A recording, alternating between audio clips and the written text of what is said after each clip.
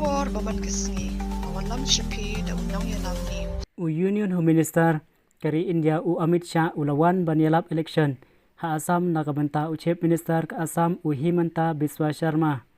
nakaliang jo Amit Shah ulakentu ikipadba bakinjet biang yu Himanta Biswa Sharma panpenlong biang yu sasisin kum Chief Minister jeng ka Assam kulong pidi banjet lai lut pidi banjet nakabanta panpenlong ikajing suk panpenkentiu ik Assam hakinik election baladap ka BJP hakini ke Shipus nam bakal sensyar kala penong ye ka Assam ka balaj naik kam pentrim ne ki jingi omsnam ni naik kam leno hakapo jeng ka sensyar jeng ka kongres kala don ka jingi siat ka jingi terbom bat ki spangot ki samla ki layap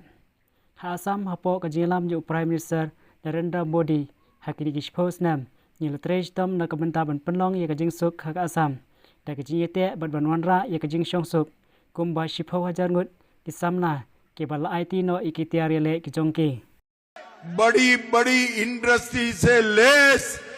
मेरे आसाम के युवाओं को आसाम में ही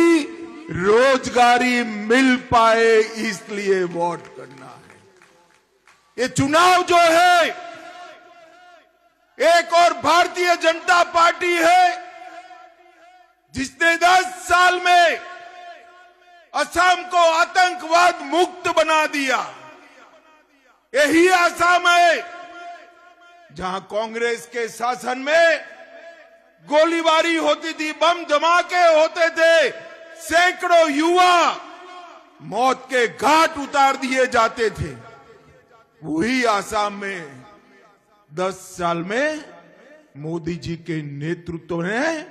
हमने कई सारे समझौते कर 10,000 युवाओं को हथियार छुड़वाकर आसाम में शांति की प्रस्तावना करने का काम ये भारतीय जनता पार्टी ने।